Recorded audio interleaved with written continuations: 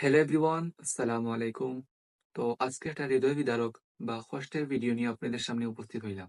ইয়া ইবাদিয়াল্লাযীনা আমানু ইন্না আরদী ওয়াসিআতুন ফাইয়্যায়া ফা'বুদুন। কুল্লু নাফসিন যায়িকাতুল মাউত সুম্মা ইলাইনা তুরজাউন। নিশ্চয়ই প্রত্যেক প্রাণীকে মৃত্যুর স্বাদ গ্রহণ করিতে হইবে। এবং আল্লাহ তাআলা আরো বলেন, আমি তোমাদের ভালো ও খারাপ অবস্থা দিয়ে পরীক্ষা করি, আর আমারই কাছে তোমাদেরকে ফিরে আসতেই হবে। তো স্ক্রিনে যে বইটার ফটো দেখায়, তিনি আমার মায়ের একজন মানুষ আসলা বুঝছেন। তো তিনি গতকাল আল্লাহ তালার ডাকে সাড়া দিয়ে আল্লাহর বাড়ি মেহমান হয়ে গেছেন। তো ওনার জন্য সবাই দোয়া করবায়, আল্লাহ তালা যেন ওনাকে জান্নাতুল ফেরদাউস নসিব করেন। সবাই বলে আমিন।